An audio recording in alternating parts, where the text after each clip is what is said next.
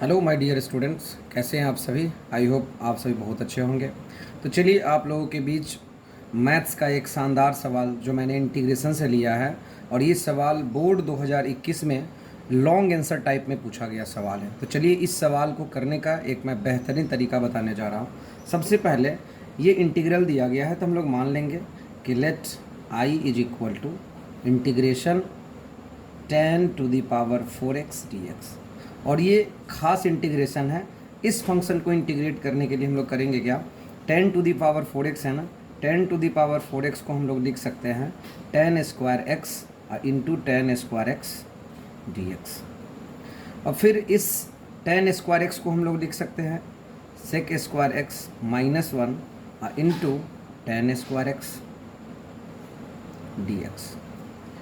और फिर इस 10² से हम लोग मल्टीप्लाई करेंगे इसमें, तो sec² into 10² sec² into 10² dx minus 10² से इसमें करेंगे तो कितना आ जाएगा 10² होल dx। अब यहाँ पे दो इंटीग्रेशन आ गया, हम लोग अलग अलग इंटीग्रेट करेंगे। यहाँ पे लिखेंगे 10² into sec² dx minus integration of 10² dx। अब हम लोग देख रहे हैं यहाँ दो इंटीग्रल है, एक ये और एक ये इसको हम लोग कहेंगे फर्स्ट इंटीग्रल, इसको कहेंगे सेकेंड इंटीग्रल। तो फर्स्ट इंटीग्रल में हम लोग देख रहे हैं कि ये सब्स्टिट्यूशन का केस है। हम लोग क्या करेंगे 10x को पुट करेंगे, क्योंकि हम लोग जानते हैं कि किसी फंक्शन का अगर डिफरेंशिएशन मौजूद होता है उस फंक्शन को हम लोग सब्स्टिट्यूट करते हैं। तो यहाँ 10x का डी मौजूद है, डिफरेंशियल कोफिशिएंट मौजूद है sec²x। तो put 10x is equal to y in first integral. ये फर्स्ट इंटीग्रल है, ये सेकेंड इंटीग्रल है। जिस फंक्शन को हमने पुट किया उसको हम लोग डिफरेंशिएट करेंगे, d dx of 10x this is equal to d dx of y। 10x का डिफरेंशिएशन क्या हो जाएगा sec² into dx this is equal to dy। ये dx को मैंने इधर भेज दिया। अब आप इस फर्स्ट इंटीग्रल में देखेंगे मैंने फंक्शन को चेंज कर दिया है, ये फंक्शन x का है, ये y में चेंज हो गया। तो 10x की जगह तो y रख देंगे, और ये जो sec² dx है इसको भी तो y में कन्वर्ट करना होगा y के फंक्शन में, तो हम dy लिख देंगे।